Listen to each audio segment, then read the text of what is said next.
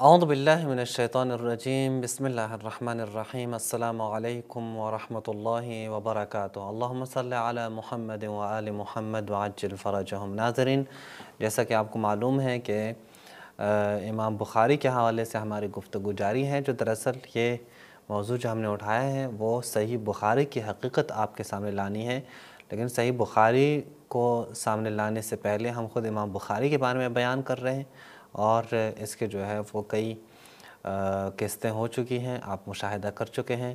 تو آج بھی الحمدللہ ہم آپ کی خدمت میں حاضر ہیں کہ خود امام بخاری کے حوالے سے ہی آپ کے ساتھ بات کریں۔ قبل اس کے کہ ہم کوئی بات کریں، یہاں پہ ہمارے ساتھ اسٹوڈیو میں موجود ہیں جناب شہباز بھائی۔ جی شہباز بھائی، السلام علیکم ورحمۃ اللہ۔ السلام ورحمۃ اللہ، تمام ناظرین کی خدمت میں السلام علیکم ورحمۃ اللہ۔ جی بہت شکریہ، سلامت رہیں۔ ناظرین، ہم چلتے ہیں کہ خود امام بخاری کے بارے میں بات شروع ہو جائے بغیر کسی وقفے کے، اور شہباز بھی ہم چاہتے ہیں کہ آج بھی امام بخاری کے حوالے سے ہم ان کو کچھ ایسے مطالب بیان کریں کہ ان کو معلوم ہو جائے ہمارے ناظرین کو کہ امام بخاری کا مقام جو بیان کیا جاتا ہے، اہل سنت جو بیان کرتے ہیں اس کی حقیقت کیا ہے اور کتنے حد تک درست ہیں۔ قبل اس کے کہ ہم امام بخاری کے بارے میں کوئی بات کریں، ایک دو شخصیات کے جو اہل سنت کے ہاں محدثین اور ائمہ میں سے شمار کیے جاتے ہیں، ان کے بارے میں ہم ضرور چاہتے ہیں کہ اہل سنت کے سامنے پیش رکھیں کہ وہ لوگ کون ہیں اور وہ امام بخاری کے بارے میں ان کا کیا نظریہ ہے، یعنی یہ بہت ضروری ہے۔ تو پہلا ہم حوالہ دے دیتے ہیں، یہ ہے سیر اعلام النبلاء۔ اگر دیکھیں سیر اعلام النبلاء، امام شمس الدین الذہبی کی مؤسسہ رسالہ سے یہ چھپی ہیں، اس کے جلد نمبر 13 پہ، اور شعیب ارناؤت کی تحقیق کے ساتھ ہیں۔ اس کے صفحہ نمبر 247 پہ آپ دیکھیں، ابو حاتم الرازی، یا ابو حاتم الرازی بہت بڑے امام ہیں اہل سنت کے ہاں، محمد ابن ادریس بن منذر بن داود بن مہران۔ یہ کون ہیں؟ الامام الحافظ الناقد شیخ المحدثین، یعنی اصلا شیخ محدثین ہیں، محدثین کے استاد ہیں۔ کان من بحور العلم، یعنی علم کے سمندر تھے یہ۔ طوف البلاد، مختلف علاقوں میں گئے ہیں، اور متن اور اسناد میں، حدیث کے متن میں، حدیث کے اسناد میں ان کے بہت ساری جو ہے وہ موجود ہیں، یعنی خدمات موجود ہیں، اور یہ بہت قوی انسان ہیں۔ جمع وصنف، کتابیں اس نے لکھی ہیں، احادیث جمع کی ہیں، جرح وعدل، اور جرح و تعدیل کا کام اس نے کیا ہے، تجریح و تعدیل میں بھی ان کا نام ہے۔ صحح وعلل، احادیث کی تصحیح کرنے والا، احادیث کی تعلیل بیان کرنے والا وہ بھی یہی ہے۔ رجال، جو افراد ہیں، یہ جرح وعدل آپ دیکھیں، یہ پہچان رکھتا ہے کہ کس سے حدیث لینی چاہیے، کس سے نہیں لینی چاہیے، کس کو چھوڑنا چاہیے اور کس کو اخذ کرنا چاہیے۔ تو یہ بحور العلم ہے، من بحور العلم میں سے ہے، امام ہے، شیخ المحدثین ہے اہل سنت کے ہاں۔ اور ان کا مقام، یہ کہتے ہیں کہ جو اس وقت آپ امام بخاری کو دیکھ رہے ہیں اہل سنت کے ہاں، اس مقام پہ یہ ہیں۔ کہتے ہیں اس سے بیٹھے نے اس سے روایات نقل کی ہیں، اس سے بیٹھے ابن ابی حاتم کے نام سے مشہور ہے، یہ ابو حاتم، وہ ابن ابی حاتم کے نام سے۔ یہ ایک آپ کے سامنے جو میں نے رکھ لیا، یہ ہے خود ابو حاتم رازی کے بارے میں۔ ایک اور نام جو ہے وہ ابو زرعہ کے بارے میں، سیر اعلام النبلاء، شمس الدین الذہبی، اس کے 13ویں جلد پہ، شعیب ارناؤت کی تحقیق کے ساتھ، اس کے 74ویں صفحے پہ۔ یہاں پہ یہ کیا کہتے ہیں کہ دخلت علی الربیع بمصر، راوی کہتے ہیں کہ میں مصر میں ربیع کے پاس گیا، اس نے مجھ سے پوچھا کدھر سے ہو تم؟ فقلت من الری، میں نے کہا میں رے سے ہوں۔ تو اس نے کہا ترکت ابا زرعہ وجئت، وہ تم رے میں ابا زرعہ کو چھوڑ کے ادھر آئے ہوں؟ ابا زرعہ جیسی شخصیت موجود ہیں۔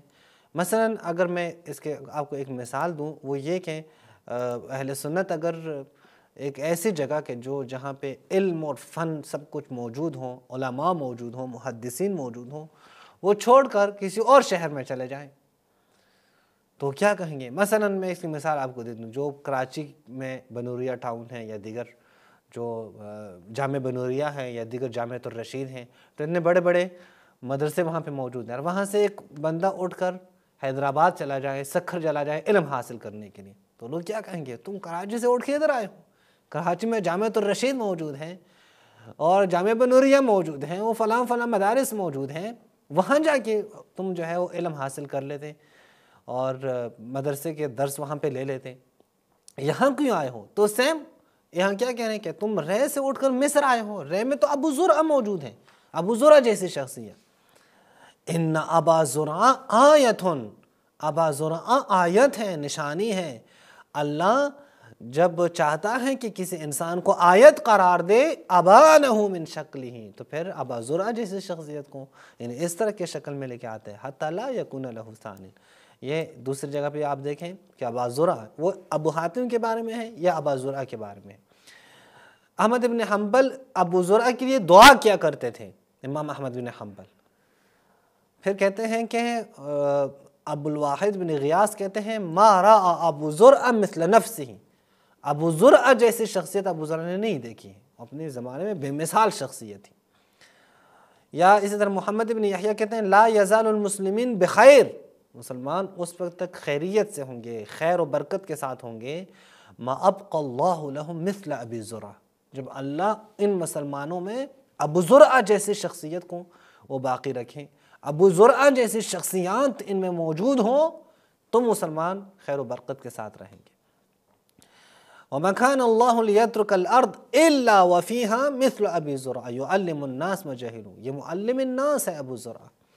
یہ ابو زرع کے بارے میں، بلکہ ابو زرع کے بارے میں آپ کو میں یہ بتا دوں کہ ان کا مقام اس سے بھی بلند ہے۔ اسحاق بن راہویہ کہتے ہیں، یہ سیر اعلام النبلاء اگر آپ دیکھیں شمس الدین الذہبی کی 13ویں جلد پہ، وہیں صفحہ نمبر 71 پہ، اسحاق بن راہویہ کہتے ہیں کل حدیث لا يعرفه ابو زرع الرازی، ہر وہ حدیث کہ جسے ابو زرع رازی نہیں جانتا، فلیس له اصل، حدیث کی کوئی بنیاد ہی نہیں ہے، اس حدیث کی کوئی اساس ہی نہیں ہے، کوئی اصل ہی موجود نہیں ہے۔ وہ ابو حاتم کے بارے میں ہم نے شروع میں بیان کیا، شیخ المحدثین ہیں، امام ہیں، حافظ ہیں، یا ابو زرع کا مقام آپ دیکھیں، بلکہ ابو زرع نے اگر کسی کو ترک کیا ہے تو اسے محدثین نے ضعیف شمار کے متروک قرار دیا ہے۔ اس کا بھی میں آپ کو ایک حوالہ دے دوں، یہ آپ دیکھیں میزان الاعتدال فی نقد الرجال، یہ جناب الذہبی کی، اور اس میں مجلد ثانی دوسری جلد میں صفحہ نمبر 161 پہ، سعید ابن ابی نصر السکونی عن ابن ابی لیلہ القاضی ترکہ ابو زرع، اسے ابو زرع نے ترک کیا ہے۔ اچھا ابو زرع نے ترک کیا ہے تو جناب الذہبی نے اسے میزان الاعتدال میں شمار کیا ہے، میزان الاعتدال میں لائے ہیں، یعنی ذہبی نے اس کو میزان الاعتدال میں قرار دیا ہے کیونکہ ابو زرع نے اسے ترک کیا۔ میزان الاعتدال میں آپ کو پتہ ہے کہ ایسے جو ہے راوی ہیں کہ جو ضعیف ہوں۔ وجہ کیا ہے کہ یہ راوی ضعیف ہے؟ چونکہ ابو زرع نے ترک کیا ہے۔ اب کلیہ اور قاعدہ کیا ہوا؟ ہر وہ شخص جسے ابو زرع ترک کرے وہ ضعیف شمار کیا جائے گا، اسے میزان الاعتدال میں جگہ ملنی چاہیے، اسے ضعیف راوی جو ہے وہ ڈکلیئر کرنا چاہیے۔ اب اس کے بعد جو میں آپ کو لے کے آیا ہوں ایک نتیجے کی طرف، اور وہ کیا ہے کہ یہی دونوں محدثین ابو زرع اور ابو حاتم، یہی دونوں شیخ المحدثین، یہ وہ افراد کے جو جرح و عدل، صحح و علل، جو جرح و تعدیل کے امام ہیں، جو تصحیح اور تعلیل کے امام ہیں، جو شیخ المحدثین ہیں، جو ائمہ ہیں، جو حفاظ ہیں، جو ایسے لوگ ہیں کہ جن کی وجہ سے وہ باقی لوگ ان سے علم حاصل کرتے ہیں، علم استفادہ کرتے ہیں۔ ان دونوں محدثین نے امام بخاری کو متروک الحدیث جانا ہے، حاضر نہیں ہوئے کہ یہ امام بخاری سے حدیث لے لیں۔ میں آپ کو اس کی دے دیتا ہوں، اگر آپ دیکھیں، یہ کوشش کرتا ہوں کہ کہیں سے آپ کو دکھا دوں، پہلے خود اسی کے حوالے سے، سیر اعلام النبلاء کے حوالے سے، ابھی پتہ نہیں یہ اسکین کیوں نہیں آ رہا، لیکن آپ خود دیکھ سکتے ہیں یہاں پہ، جی سیر اعلام النبلاء، سیر اعلام النبلاء اس ذہبی کی کتاب ہے، اس کی 13ویں جلد پہ شعیب ارناؤت کی تحقیق کے ساتھ صفحہ نمبر 462 پہ، یہ آپ دیکھیں بالکل وضاحت کے ساتھ انہوں نے لکھا ہے، عبد الرحمن بن ابی حاتم، یعنی کون ہے؟ ابو حاتم کا بیٹا ابن ابی حاتم، وہ جرح و تعدیل میں نقل کرتے ہیں، کہ قدم محمد ابن اسماعیل الرئی، محمد ابن اسماعیل البخاری یعنی وہی امام بخاری وہ رے آئے کس سال میں؟ 250 50 و 200 یعنی 250 ہجری میں، یعنی اپنے وفات سے 5 سال پہلے۔ سمع منہ ابی و ابو زرعہ، میرے والد اور ابو زرعہ نے اس سے روایت لی ہے، میرے والد اور ابو زرعہ نے اس سے روایت لے کر اور اس سے روایت سنی ہے۔ یہ بہت ہی جالب ہے کہ اگر ہمارے لوگوں کو معلوم ہو جائے کہ وہ کیا ہے، یعنی یہ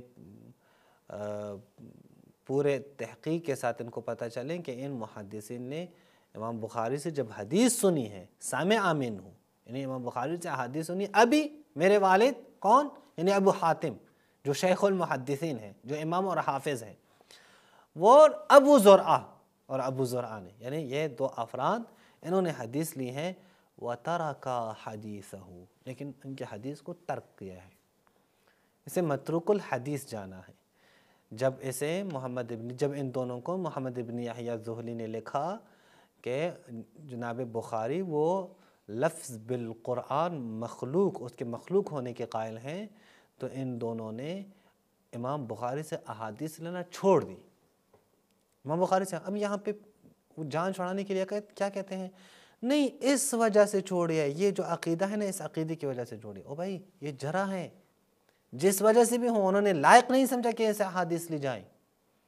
اگر وہ لائق سمجھتے تو احادیث ترک نہ کرتے۔ آپ کے اپنے کتاب میں ابو حاتم کے بیٹے ابن ابی حاتم کا قول موجود ہے، یہ دیکھیں خود کتاب الجرح و تعدیل، خود کتاب میں آپ دیکھیں الجرح و تعدیل، اس کے امام حافظ شیخ الاسلام الرازی وہی ابن ابی حاتم، مجلد السابع یعنی 90 جلد پہ، اور طبع اولیٰ ہے صفحہ 191 پہ۔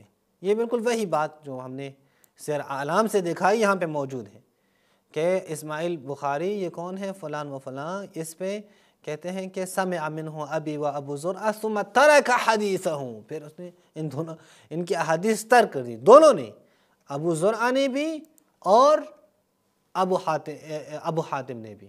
اور ظاہر ہے ابو زرعہ جب کسی شخص کو ترک قرار دیں تو اس کی جگہ کدھر ہے؟ میزان الاعتدال میں ضعیف راویوں کی لسٹ ہے۔ بس یہاں سے کیا ثابت ہوا کہ یہ تو ضعیف جو ہے وہ ضعیف راوی ہے امام بخاری۔ امام بخاری ضعیف ہیں کن کی نگاہ میں؟ ابو زرعہ جیسی شخصیت کی نگاہ میں اور ابو حاتم جیسی شخصیت کی نگاہ میں۔ متروک الحدیث کا کیا مطلب ہے؟ متروک الحدیث کا مطلب بھی میں اپنے دوستوں کے سامنے رکھتا ہوں تاکہ پھر یہ لوگ یہ ایسا نہ کہیں۔ یہ توضیح الافکار لمعان تنقیح الانظار، یہ آپ دیکھیں، یہ کتاب صنعانی کی کتاب ہے اور اس کے دوسرے جلد پہ صفحہ نمبر 273 پہ کہتے ہیں کہ اگر تم نے یہ سوال پوچھا کہ ایو فرق بین متروک الحدیث مردود الحدیث، متروک الحدیث اور مردود الحدیث میں کیا فرق ہے؟ ہمارا کام ابھی متروک الحدیث سے ہے۔ حتی توصف اہل المرتبۃ الثانیہ بالمتروک و اہل المرتبۃ الثالثہ بالمردود، کہ جس کی حدیث متروک کی جائیں اسے کہا جاتے ہیں متروک الحدیث ہے اور دوسرے کو کہتے ہیں مردود الحدیث ہے۔ تو فرق کیا ہے اس میں؟ کہتے ہیں میں جواب دیتا ہوں کہ لا فرق بینہما فی اللغہ، لغت میں تو کوئی فرق نہیں ہے، لیکن محدثین نے عرف میں اس میں فرق جانا ہے، فرق عرفی ہے نہ کہ لغوی۔ پس فرق کیا ہے؟ فالمتروک یطلق علی من ترک لجرح فی دینہ او تہمۃ بالکذب، متروک اس کو کہا جاتا ہے کہ جس کو ترک کیا جائیں، کیوں؟ کہ اس کے دین کے اوپر جرح موجود ہو، وہ بدعتی شخص ہو، وہ بددین شخص ہو، یا او تہمۃ بالکذب، یا وہ جھوٹا انسان، اس کے اوپر جھوٹ کے تہمت موجود ہو۔ تو بتا دیں جب امام بخاری کو ترک کیا ہے جناب ابو زرعہ اور ابو حاتم نے، تو اس کا مطلب کیا ہے کہ یہ جرح ہیں ان کے نزدیک، انہوں نے ترک کیا ہے اور انہوں نے ان سے حدیث بھی نہیں لی ہے۔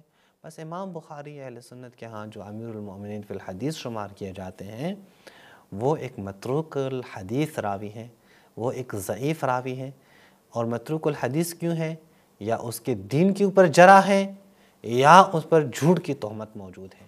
یہ ایک امام بخاری کے بارے میں ہم نے آپ کے سامنے رکھی کہ امام بخاری کے حوالے سے کہ وہ متروک الحدیث راوی ہیں، متروک الحدیث شخص ہے، نہ کہ وہ ایک ثقہ یا ان سے روایت لینے کے قابل ہوں وہ کہ جیسے روایت لی جائے، جس طرح کہ محدثین میں بعض تھے کہ جن سے روایت لی جاتی تھی اور بعض تھے جو متروک قرار پائے تھے، تو انہی متروکین کی لسٹ میں ایک کون ہے؟ وہ امام بخاری ہے۔